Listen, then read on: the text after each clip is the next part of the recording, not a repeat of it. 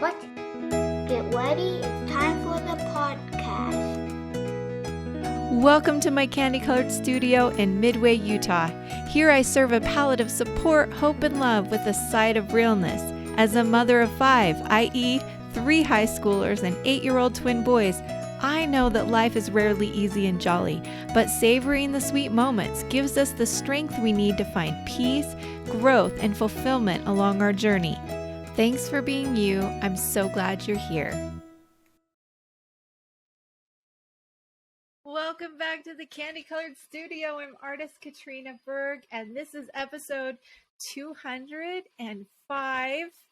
And today we're going to talk about all kinds of exciting things. I'm going to tell you about Swiss Days because Swiss Days is only a couple weeks away. So we're going to talk about that.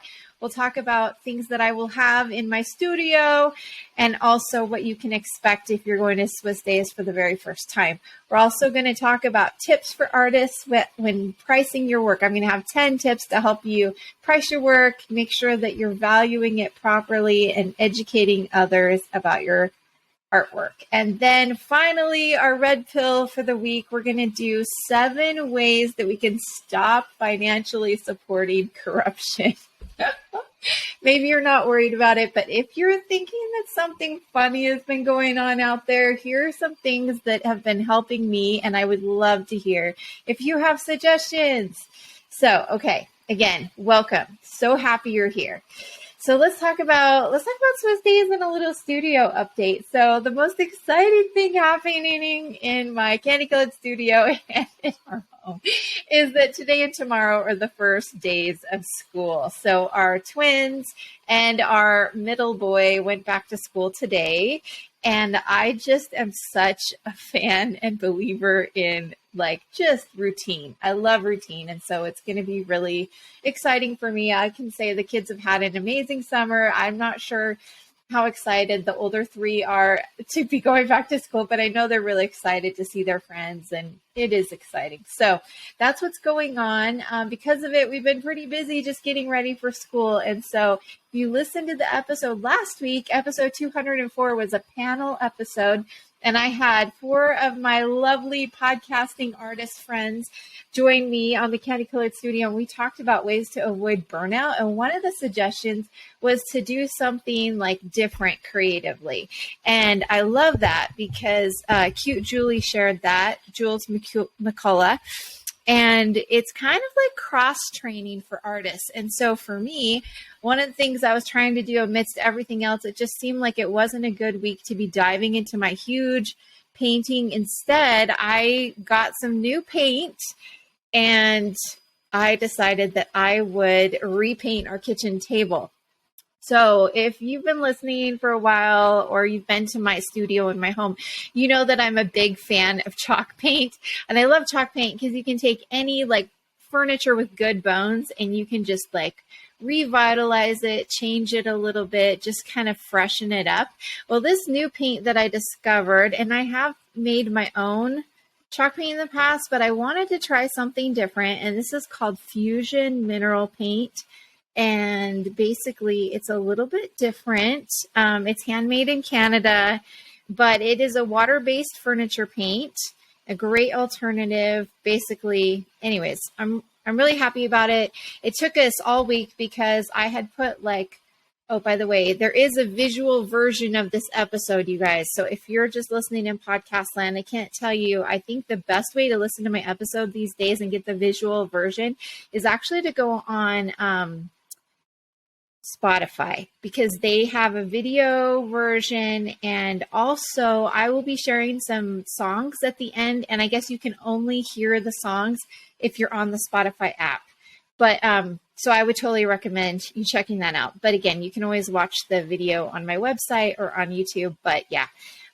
Okay, so I'm actually showing you the paint in the visual version right now, but I'm excited about this. So we did a different color. This is sterling. I'm thinking I'm going to repaint this desk that my computer is on. And then I also have a table over in a little sitting area, and I think I might use it for that too.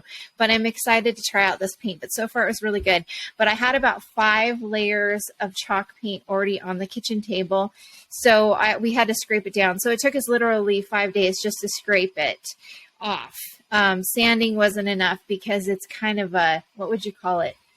It's not just like a natural wood, but it's composite and it's got a lot of glue and who knows what else they put in there. It's a very solid table from an old school, but it's not, when I sanded it, I only got little bits off. And so I just started using some other tools and we literally spent the week scraping it, and the kids love that. It's just very soothing, but it did like kind of take a lot out of me physically. So I'd have to like do it for a while and then take a break. The first day, I think I did way too much and I kind of like tweaked my back a little bit.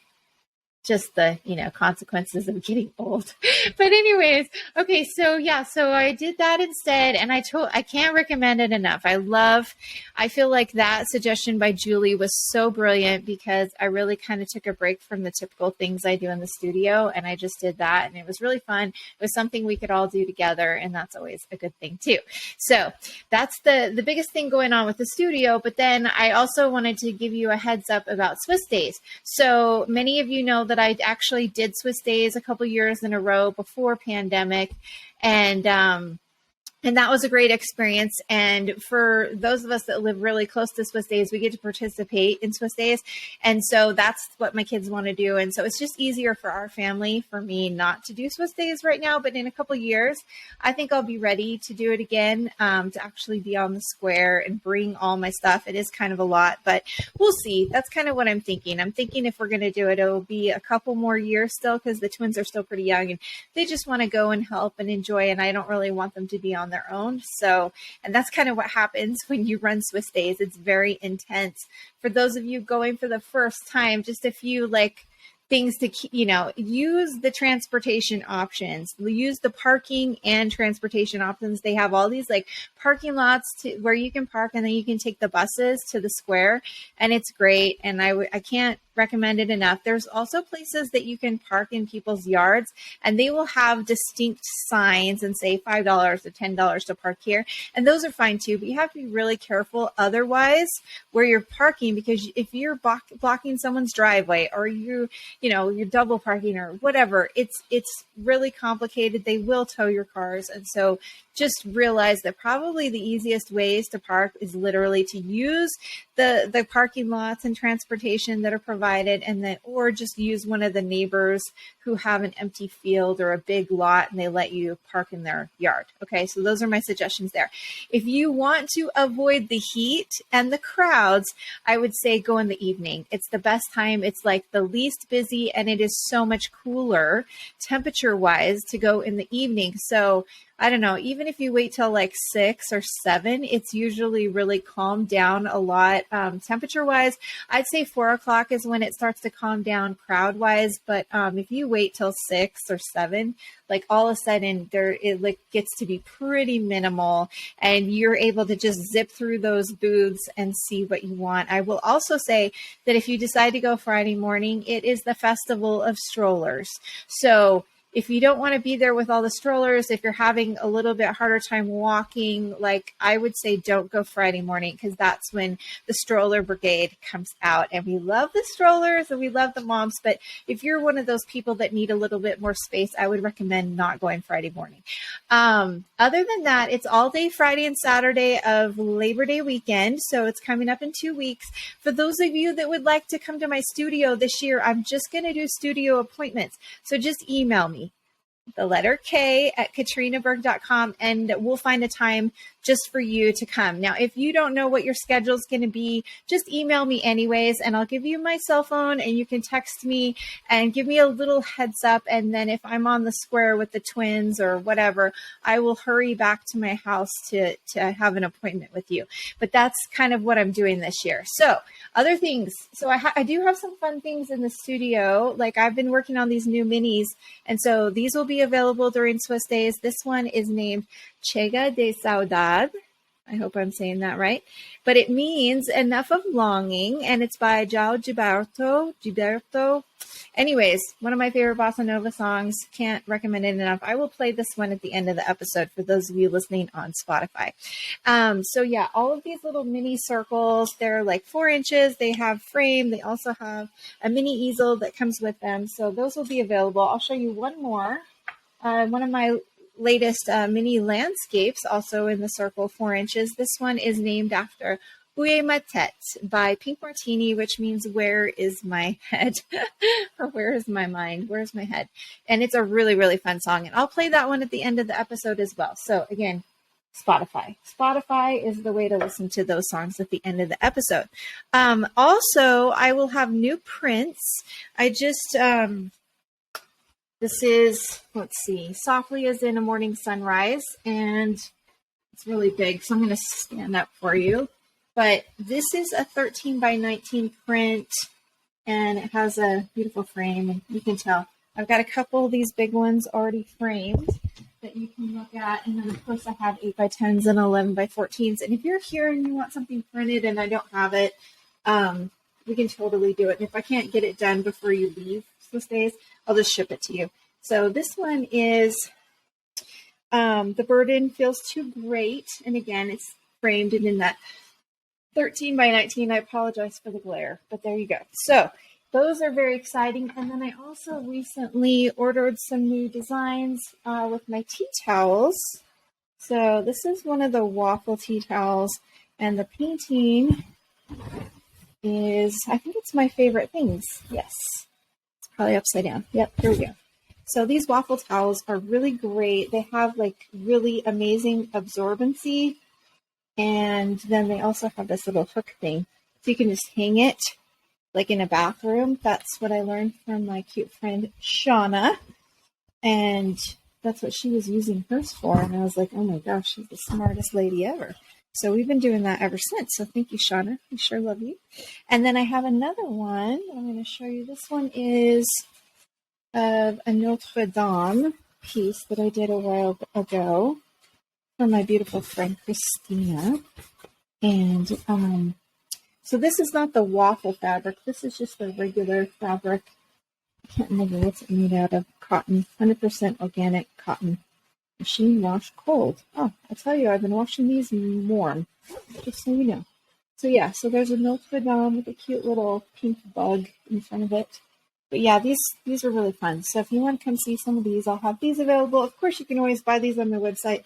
I don't have the tea towels up on the new tea towel patterns up on my website. I need to do that, but for sure they'll be available at Swiss Days. And then one other thing, there was one other thing I was going to tell you, and I can't remember. But those are kind of some of the new things that are in the studio that you can come see in person. So I'm excited to share those with you. Also, other general tips for Swiss Days. Make sure you look out for the Swiss bread. The twins and I went and helped them bake Swiss bread last week. So I don't know if you know this, but there's a lot of preparation that goes into Swiss Days. And so a lot of the wards and the local community, they get together and they make bratzlis, they make Swiss bread. Bratzlis is like a special Swiss treat. It's kind of almost like a waffle cookie. But my mother-in-law, Julie, she only goes to Swiss Days just for the bratzlis. She literally goes, buys her bratzlis. If I have booths, she comes over and says hi. But other than that, that's all she does because she loves them so much. But yeah, so the bratzlis are great. The Swiss bread is wonderful. We actually baked quite a bit of Swiss bread last week after we came home from helping because the twins were so excited. I should have showed you some pictures. Maybe I'll put some pictures in my show notes so you can see the twins with their Swiss bread. And we call it Sunday bread. Sunday bread. That's what Anna Meta, our foreign exchange student when I was in high school, that's what she called it. But yeah, it's a really, really, really yummy because it has butter in it. And I will tell you, it's got real butter in the bread if you come by it. Another thing you should not miss, which is definitely not Swiss, are the scones. And the scones are also made with real butter. And so they are wonderful too. You really can, they're wonderful. Our kids love those. So the other thing I would say is make sure you find shade, make sure and stay hydrated.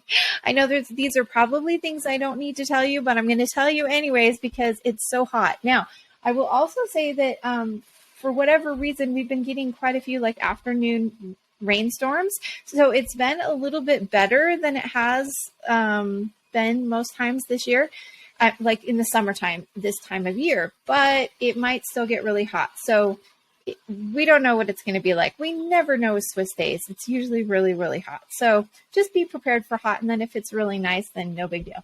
And then the last thing I would say is make sure that while you're looking for shade, go listen to the Swiss Miss perform. They are our darling representatives of our town, and they're super cute. And so you can go listen to them. They perform, they sing, they dance, they do some fun things. And then we have other performers that perform all day long and night, whenever Swiss Days is open. And they're mostly local bands, singers, musicians. It's really, really fun. So anyways, I can't recommend it enough. I think you will totally enjoy it. And yeah, Swiss Days. Yay. Okay. Let's get into our artist tipping topic. So today I want to talk about pricing because I think it's something that I've been talking about with people a lot lately. I did a recent, personal one-on-one. I was talking to some other artists, and anyways, bottom line is I had a friend tell me after doing the charity for life, she's like, you need to do an episode about the valuing your work as artists and pricing. So we're going to do it. So the first thing, again, we're going to do 10 specific tips. So tip number 1 is that your pricing needs to be universal. Now, most of you might already be doing this. If so, pat on the back, good job. It's very important. But I will say that there's a lot of times when you're doing a show and they'll say, okay, so we're going to be taking 20% or 40%. So please price your work accordingly. Well, I think that's really great when you're first starting out and you don't know where to price your work. But in general, you need to just ignore that, because whatever your price is, your price needs to be that everywhere. So for example, it doesn't matter if your work is in a museum or a gallery or an art fair or a little artist, like a craft pop-up, or in your home. It needs to be the same price.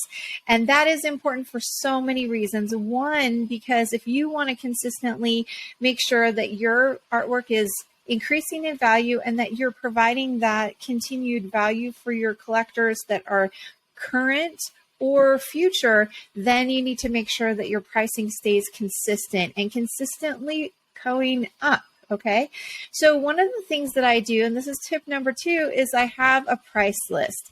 And I think the price list is invaluable for many reasons. Number 1, I, for one, paint in lots of different sizes and shapes. And so it saves my brain if I don't have to calculate it every time someone asks me a price. All I do is open up my Google spreadsheet and I can show the collector or whoever it is that's asking, I can show them immediately how much that size with that frame or that shape is going to cost. It just saves so much headache for me, but also it's also really nice that I can't tell you how many times I've had collectors here come to the studio for the first time. We're talking about a commission and they want to know how much it's going to cost. And I just boom, pull it up on the computer and show it to them. And it's it's so nice because they know I'm not gouging them. They know exactly what the price is because I have a formula. It's in the spreadsheet.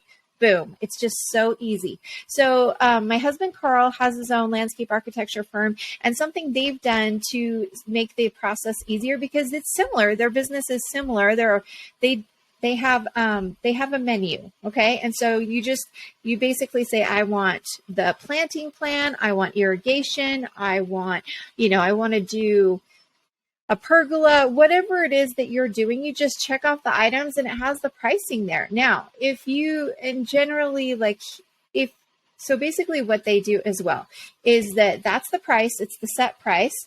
And then if you get one free revision free, and obviously one revision, the first one is free. And then after that, everything is billed hourly. And so I love that because as artists, it's very similar. When I'm doing a commission for somebody, I say, I'm happy to fix something. And then after that, if I have to spend extra time after that, then I have to charge you hourly because, most people, you just need to tweak something, if anything. Otherwise, if it's going to be a whole reworking, then we've got to go to hourly because then it's like starting over or doing a whole new painting. So again, I think it just needs to be clear, however it works best for you. Make sure that it's clear. And I promise it will save so much for you and so much for your collectors, make the communication easier. Also, the expectations. It's really important to have really set expectations. Just gives everyone a little bit more peace of mind. So that's number 2. And then also the other thing that I have built into my price list, I would just add, is the frames. The frame price is right in the spreadsheet. Also, I make it very clear if what the pricing is for shipping and also delivery of like bought pieces or commissions. Okay, so those are the things that are in my price list. Okay, number 3, educate. So educate is so important because I think that one of the hardest things for me about setting prices in the beginning was I felt a lot of shame and guilt over charging for my artwork. Okay, now one of the ways that we can overcome that is to educate ourselves and everyone around us. That means future collectors, that means friends, neighbors, whoever. We need to educate ourselves and others so that everyone understands the time that it takes to create what you're making, the materials you're using, how much they cost. Obviously, a lot of our materials went up this past year, pretty much everything across the board. For me, the frames, the wood, the paint, everything went up in price. And so I think it's really important to make that really clear to everyone if they're asking, why does it cost this much? You need to tell them, this is how much time it takes for me to do these. This is how much the materials cost. And then also your skills and experience. There really can't be a price put on that. I don't know if you've seen some of the memes that go around every once in a while on Instagram, on social media. And it's kind of like, my work costs this much because I spent this many years working on my skill. I have this many years of experience behind me, under my belt, whatever. However you want to explain it, I think it's really important. And so that's something that we have to commit to as artists, is just plan on educating ourselves and others constantly about the price that these things cost, and also just it takes for us to create. Okay. Tip number 4, discounts. Well, I know I have this wonderful price list, but can I give a discount? Absolutely. You can do whatever you want with your business, okay? Especially when it comes to like repeat collectors, friends, family. But again, always remember that the value of your piece is what's on the price list. So you have to ask yourself, how much of a discount am I going to give? Because I don't want to devalue my work. I don't want them to think that it's not valuable. So there's a lot of things that you have to consider, but remember, it is your business. You get to do what you want in the end. I will say that I was working with a gallery a long time ago, and this gallery owner was frustrated because one of her artists had collectors would come in and look at all the work, and then they would never buy from her because they knew they could just go talk to the artist and say, "Will you go pick up that piece? I want to buy that." And they even told the gallery lady that they can get it for half or 40% off if they go straight to the artist. And that's frustrating for a gallerist because it's like, well, what's the point of me having you in my gallery if your collectors are just going to like skirt around? I mean, we need to be supporting each other. We need to support our galleries. We need to be, making sure that our value is very consistent. Okay. Okay, tip number 5, payment plans. Payment plans are key when it comes to pricing. One way to really help when you first give that first initial, oh, it's going to cost this much, it's great to offer payment plans. That's a good way to make sure that people who are buying something really big, or it's their first original piece and they're nervous about it, make sure that you offer payment plans if you feel comfortable. Okay. Number 6, payment options. Again, this needs to be something that you feel comfortable with. I love Venmo. I love to have, people can buy it off my website, but I really like to just keep it simple. Checks, cash, Venmo are my favorite. So just make it clear with your collectors what you prefer. So payment options. Also, raising your prices. This is a really good question, and it's very important to know. I've done quite a bit of research on this. I recommend that you do the same. What I have found across the board is that it's a really good way to know how much to raise your prices every year, is that they should probably be increasing somewhere in the range of 7 to 12% every year. Okay. So what does that mean? That means that some years you may have to raise your prices more often. This is actually tip number 8, more often. When does that happen? So this happens a lot when you're first getting started. I feel like your prices are lower. That's a really good price point. They seem to kind of fly out the window. So if you're having this problem, that means you need to raise your prices. If you go to a show and you completely sell out, chances are you need to raise your prices. Okay. Because think about the whole supply and demand. if you don't have any supply, then you can't be selling artwork, right? And so if there's a large demand, one of the things that's just a clear indicator that you need to raise your prices. So sometimes you might have to raise your prices a couple times, maybe even more during the year when you're first getting started, until you get to a point where you're kind of like in the mid range of pricing for people, other artists that are doing similar things as you. And so that would be a really good suggestion. And then, of course, if we're having a pandemic, I don't know, if we're having inflation, whatever, if you're just having any personal stress about raising prices like I did during 2020, it's okay to wait a little bit and then raise it a little bit more. Okay. So instead of doing 7%, I may have raised it like 10 instead, because I didn't raise it for 6 or 8 months when I should have, right? And it doesn't have to be exactly on the year, but I would say definitely plan on putting it in your calendar and reevaluate every year. Okay, it's been a year. Am I ready? And then the other thing I would say, when you raise your prices, give everyone a heads up. Let everyone know on your email list. Let everyone know on your website, your social media. I'm going to be raising prices December 1st or September 1st or whatever. And just let them know if they want to go in and get something before you raise your prices, and then it's very clear, right? Okay, so that was number 9, was how do you know when you want to raise it less? And then number 10 would be preserving and increasing value for collectors. And this is just, again, to remind you that the more you stay committed to increasing your pricing and preserving your pricing, then the value will continue to go up for collectors. And that needs to be our number one commitment when it comes to pricing, is that we are committed to the collectors that are there to support us. And we want to be committed to them and to our galleries and make sure that the value keeps increasing, and that it's a good investment for them, right? Okay, so those are our tips for my artists. And then now let's get into our red pill. So, you know, I've been talking about a little red pill every episode. And if you're like me and you're like, oh, there's something going on out there, something doesn't feel right. Maybe you're like me and you've been asking questions your whole life, but recently you're thinking, there is really, the corruption is deeper than I thought. I always knew there were some corrupt politicians or bankers. I mean, we all watched the Enron's scandal. We watched all these things and then we paid for it, right? We paid for it with our tax dollars, which is very confusing. So if you're like me and you've been asking questions, I was having a conversation with a really good friend, and she said, well, what do we do? Something's not right. What can I do? I just feel helpless. I feel like one little person.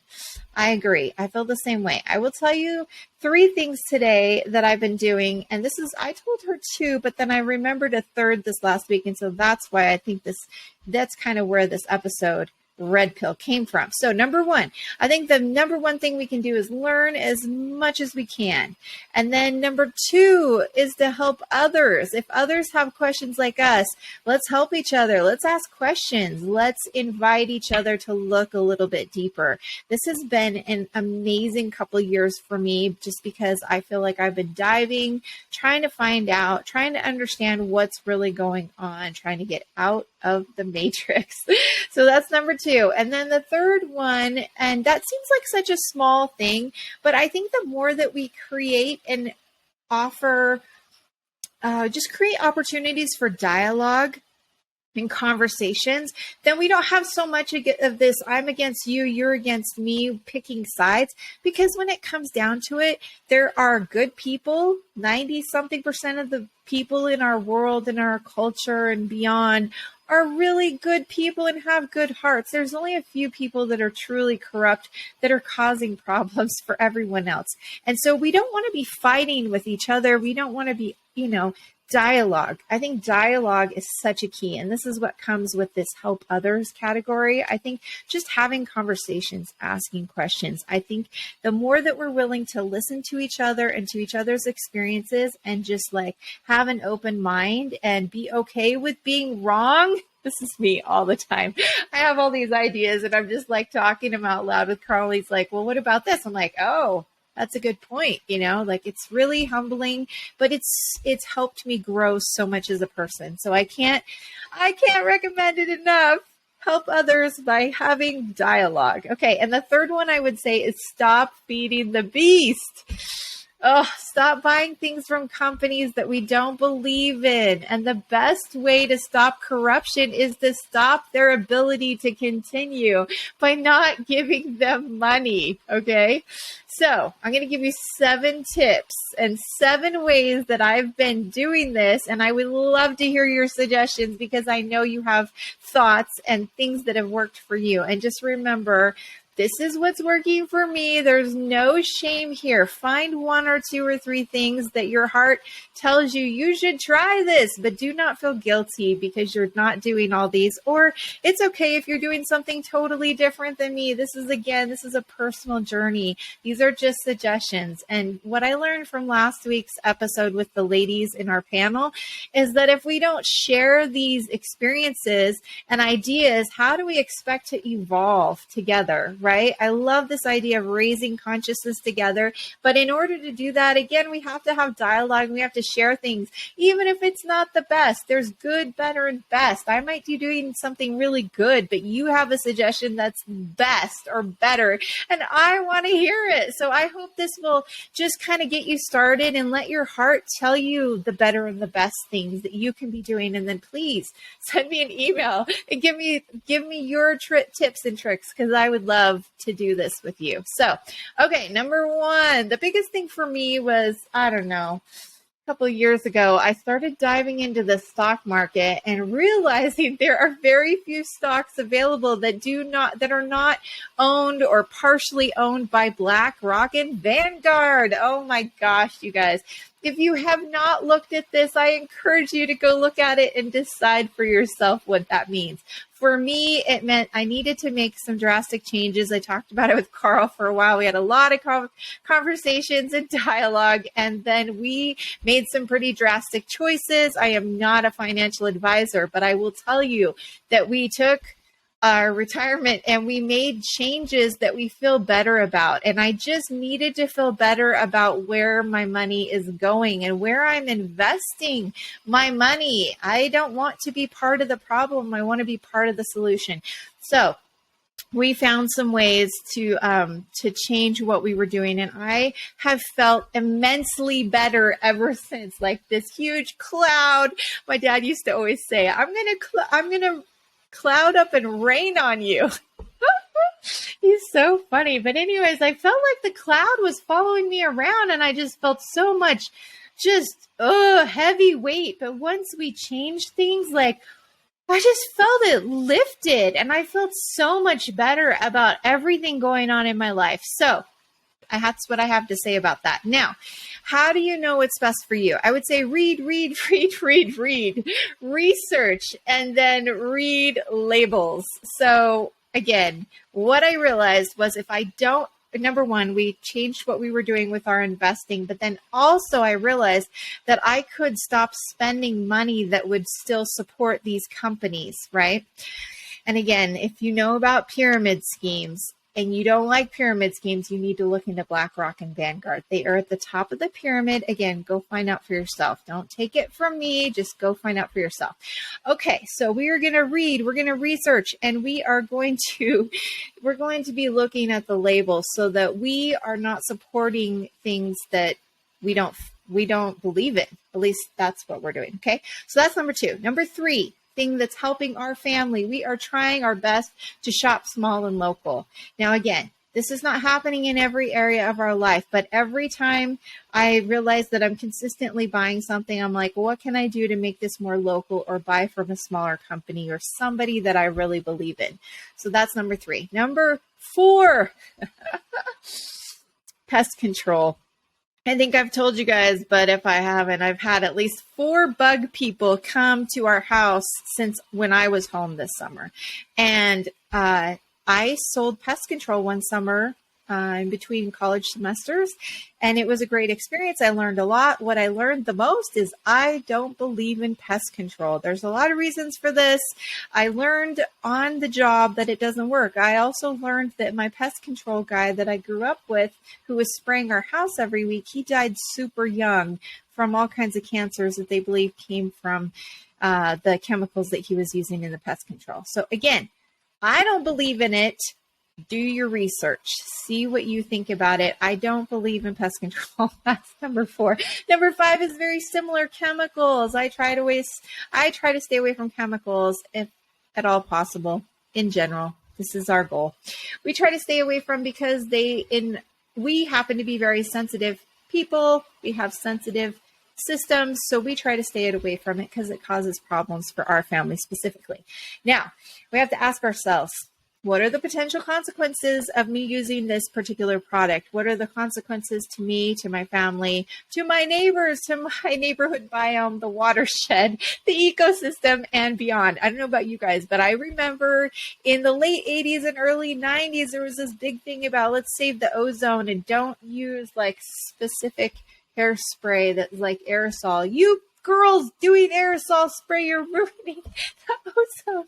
Oh my gosh. So I totally remember this. I don't know why it stands out, but that was kind of the thing at the time. But I think, again, listen to your heart. Probably more important to listen to your heart than anyone else.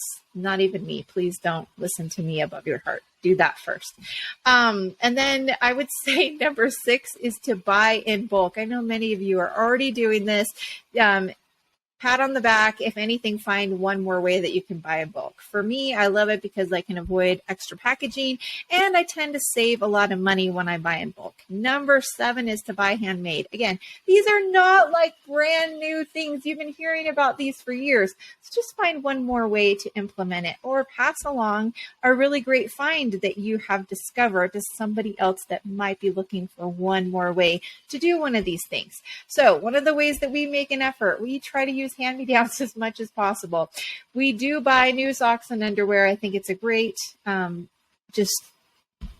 it's good. It's good. We need to do that as a family. And then also something we do is we are very mindful of the fabrics. I have a hard time with certain fabrics. And so just if you notice that your kids are kind of breaking out, it could be the fabrics. And then the other thing is that when we get hand-me-downs from cousins and friends, a lot of times we've learned over time that you really should wash the first. Don't just put it on your kids. Put it in the wash. Put a little cup of vinegar in the rinse cycle.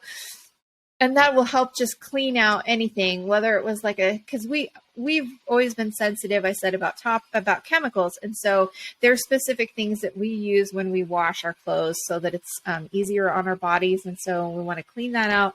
Also, just clean out anything that could have come with the clothes. Okay, so I'm going to give you some products and companies that I love. And hopefully this will just give you, number 1, a pat on the back because maybe you have found something that's similar that you want to share with somebody. Like, please do pass it along. First thing, sunscreen. We don't use sunscreen, you guys. We do not use traditional sunscreen. I've never found one that I really trust. So we like to use coconut oil. We like to wear rash guards and hats. And in general, we don't wear anything, but if we're going to be in the sun all day long, we do take a little bit extra precaution. We have like a sunburn product that we use. It's just coconut oil and some essential oils from Camp Wander. And I will put a link to that in the show notes, but they have some great products that we love to use. And we like to buy coconut oil in bulk from Azure Standard. Again, I will put that link in the show notes too. I get all kinds of stuff from Azure Standard. They have been wonderful. It's a great way to buy organic and more natural in bulk. So, and if you're in the US, you can definitely find an Azure Standard drop near you. Okay, shampoo and conditioner. So we decided long ago, probably right after I got married, we discovered Castile soap. And it's been really great. I know there's a lot more products out there and options out there, but this is something that I was able to discover pretty early on that I don't have to worry about sulfates, parabens, all those things. Again, read the labels. If you don't know what it is, look it up, research, find out what it is. The less ingredients, the better, right? Then we actually know what's in it. And then also, if you don't know if it's a good thing for you, something that I've done in the past, I try to only wash my hair minimum, I try not to wash it very often. And so what I did was I actually talked to my hairdressers and found some alternative shampoos and conditioners that I could, rotate through when I am using shampoo and conditioner. So that's what I would say about that. But usually with the Castile soap, we will also use it. This is a great way to shave your legs if you don't want to use shaving cream. I was getting rashes from the shaving cream, and so Castile soap has been amazing for that. Thanks to my good friend Elizabeth, who said, why don't you just use, what'd she say? Just use like some body, what do they call it? Body soap, whatever.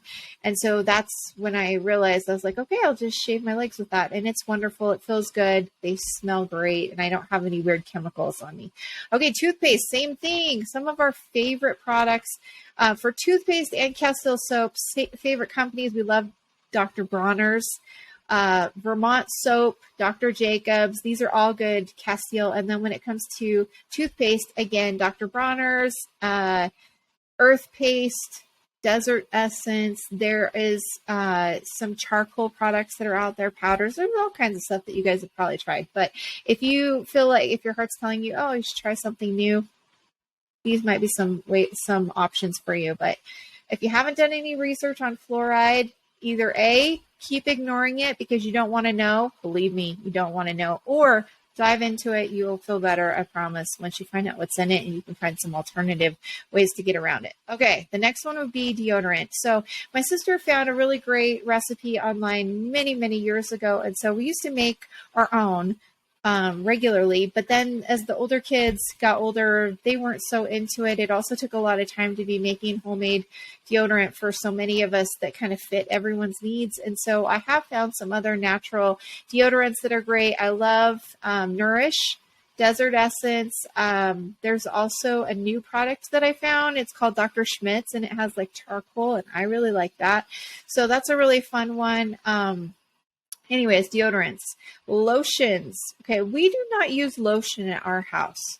We don't do it. We use the coconut oil. I do remember that when my mother-in-law was a local language missionary, one of the people that she was working with, she had the most beautiful skin. And my mother-in-law, who uses all the things, asked her, she's like, well, what do you put on your skin? And the lady said, every night I put a little bit, like maybe a teaspoon of olive oil, and I just work it into my face. And my mother-in-law was so impressed. So give it a whirl. Olive oil, who knew? Also, Camp Wander, again, they're great. I love to use their products when I don't want to make them myself. Again, I get the sunburn cream. There's another one. I can't remember what it's called, anti-aging. I'll just use that for lotion. I really like the way it smells. I don't have any reactions from it. Okay, cleaning supplies. So about 14 years ago, I saw an ad for a green fair. It was something, I don't know, something like that. Just back in the day, I was really diving into it because it was kind of a new topic. Not a lot of people were talking about green products. And so we went. Carl was so brave. I'm not really a fair person, but we went.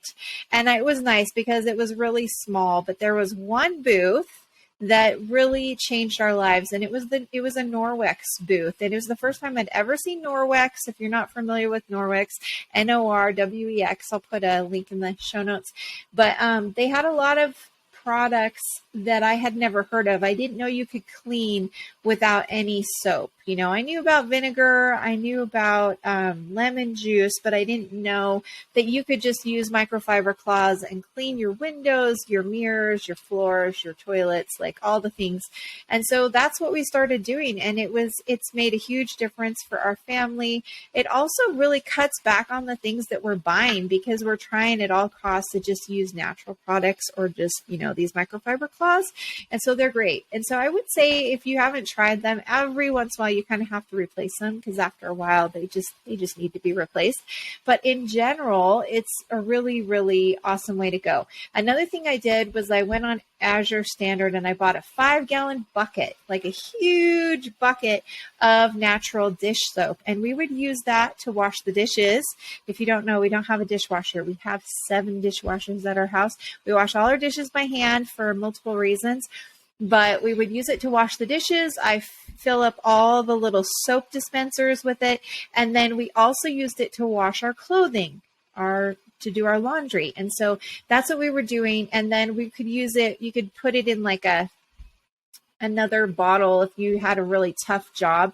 But also Norwex had some really good, they had like a cleaning paste that I could use if I needed to deep clean something. They had a few other products, but that really pretty much everything we could do with that big bucket of dish soap. And that was really nice. For laundry detergent, after a while, I discovered, thanks to my dear friend Annie, that there was a product out there called Soap Nuts. And if you haven't heard about them, they're wonderful. There's lots of like small little companies that sell them. Typically, you'll find that they're harvested in the South. And so the ones that I buy are from like the Carolinas, maybe Georgia. That's where, and they literally grow on trees.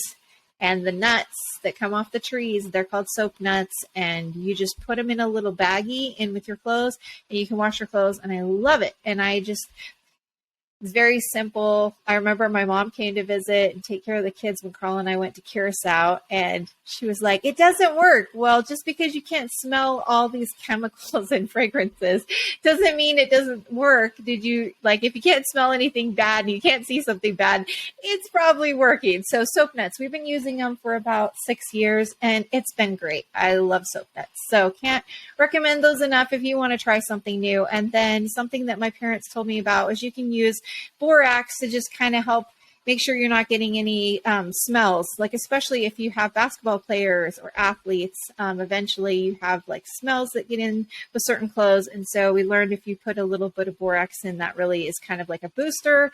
You can buy it in bulk, you can buy off brand. And so again, you're staying away from anything that's going to be feeding that beast, specifically P&G and J&J. So Procter & Gamble and Johnson & Johnson. Sorry, I'm saying it, guys. You can just take down this episode if you want to. But I'm telling you, those are big on the they are really high on the totem pole. And so if you can get away from these huge companies, I promise you'll get to start seeing different things and you'll feel like you're supporting these other companies. So sorry. Okay.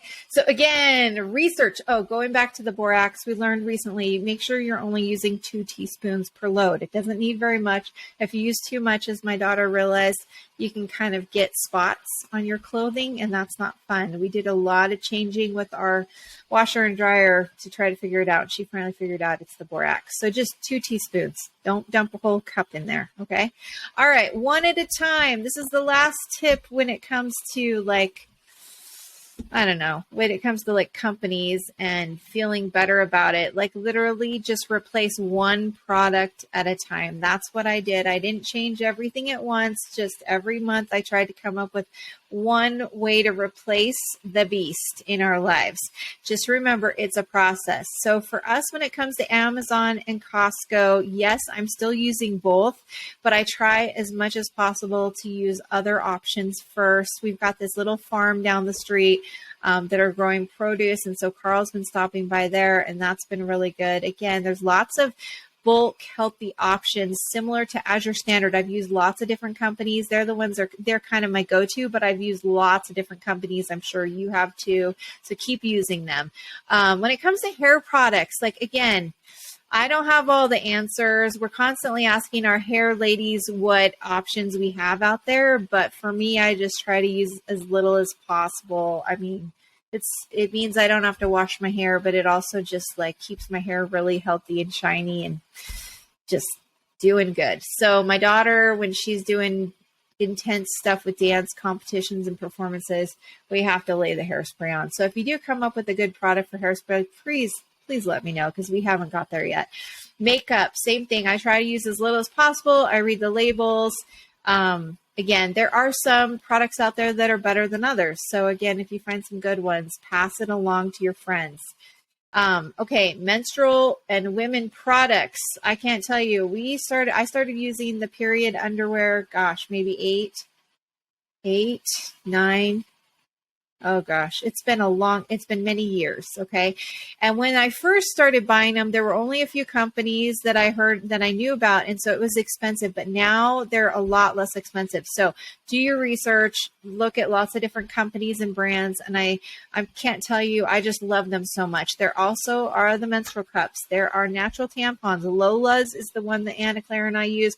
But in general, we try to use as little of them as possible. It's less expensive, but also I just think it's better for our bodies. I feel like my cycle is better. Okay, pharmaceuticals. If possible, get off pharmaceuticals and your prescriptions as much as possible, because talk about feeding the beast. You are a good customer if you keep coming back and keep needing those drugs. Now, this is not a shaming. I'm not pointing fingers.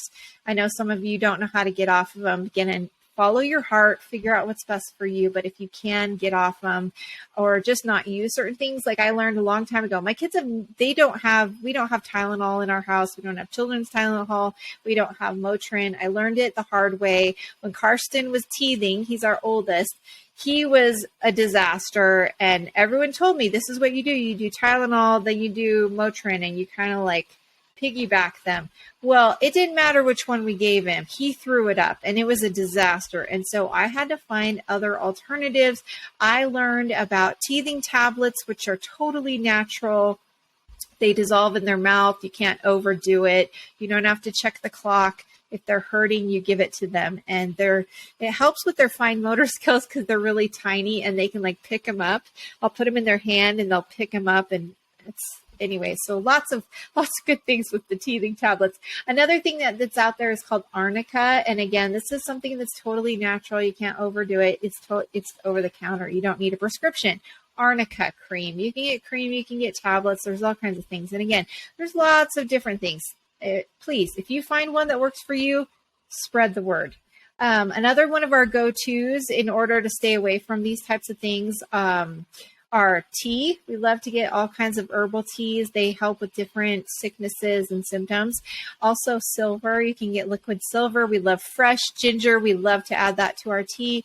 Lemon juice, again, fresh lemon juice, and pine needles to add to our tea. Turmeric, again, fresh is best. Essential oils, gripe water for babies that have like croup or any type of like gas hiccups. Gripe water, brilliant. Highland's teething tablets are the ones that we like saved us. Anna Claire, she had a really hard time with all kinds of stuff, and the gripe water and the Highland teething tablets just got us through all those little years, and it was great. Another thing I would say, and you've probably heard this, but it's interesting how you can find stuff in the water. Okay, so Anna Claire recently had a reaction, and we found out that she got a couple different things from going to the pool. So pharmaceuticals, it gets into the water. Okay, so it's another reason, if you don't have to use it, try to find an alternative because it affects everybody. Antibiotics. I know they're really trying to curb it, but for a long time, that seemed to be the only solution that we're being offered.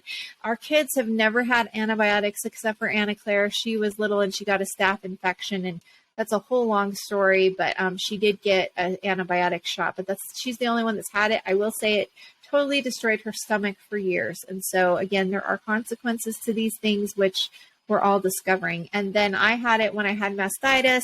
I had mastitis a lot. That's a whole episode in itself. If you want to ever talk about that, we can. The antibiotics that they gave me never really cleaned it up completely. In fact, I got mastitis again before the twins were even born. About a month and a half to 2 months before they were born, I was already getting mastitis. So I ended up having it chronically for the whole year that I was breastfeeding them. So I will say I did find some natural remedies that finally cleaned it up, but the antibiotics didn't work for me. I know it works for some people. It did not work for me. Okay, surgeries. When I had surgery, I remember they were so concerned about me and they wanted to give me all these drugs. And my mom said, just give her children's Tylenol. When Carl and Karsten had some major surgeries, it was the same. We tried to just do the over-the-counter stuff as much as possible because we're really sensitive and it's easy for us to get addicted to stuff. So we chose to avoid them. So again, if you want like other options that are out there, talk to people and see what has worked for them. We also know that there are several of us in our family, like they tried to give me, what was it? It was just a typical thing that everyone takes after like really bad pain. And I threw it up immediately. It was like Karsten when he was teething with the Motrin and the Tylenol, whatever it was the same thing. So that's what I think that's initially why my mom said only give her children's Tylenol because, you know, she can't handle the other stuff.